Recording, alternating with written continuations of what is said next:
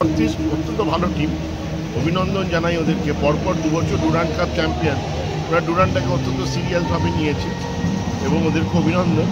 তবে ডায়মন্ড হারবারকে আমি অভিনন্দন জানাবো একটাই কারণে, তারা প্রথম বছর খেলতে এসে প্রথম বছর ফাইনালে যে গেছে, এটার জন্য ওদেরকে ধন্যবাদ। এখান থেকে ওরা নিশ্চয়ই অনেক কিছু শিখলো, এটা পরের বছরে ডুরান্ডে ওরা প্রয়োগ করবে বা অন্য টুর্নামেন্টগুলোতে প্রয়োগ করবে। এবং বাংলার টিম হিসেবে একটা টিম যে ডুরান্ডে ফাইনালে পৌঁছেছে, সেটা একটা বড় কথা। আমরা পারিনি, ওরা পেরেছে।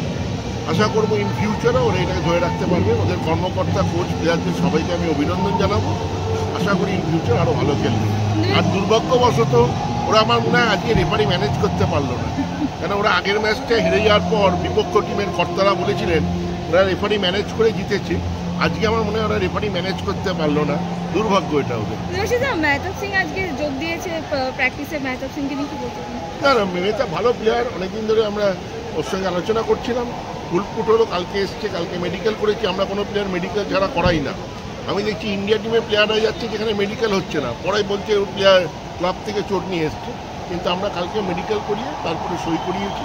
আপনি যে প্রসঙ্গে কথাটা বললেন, আপনারা তো 14ই জুন সম্ভবত এআইএফকে চিঠি দিয়েছিলেন না, ও যখন জয়েন করেছিল তার 8 দিন ও প্র্যাকটিস করে এবং বেঙ্গল এবং সন্তোষ ট্রফি, যদি আপনার হয়তো মনে থাকতে পারবে, সন্তোষ ট্রফি বেঙ্গলের সঙ্গে ইন্ডিয়া টিমের খেলা, সেই খেলাটার হাফ টাইমে ও চোট পায়, যেইখানে তারপরে ওকে রিলিজ করা হয়। এটা ইন্ডিয়ার হয়ে কিন্তু হয়েছিল।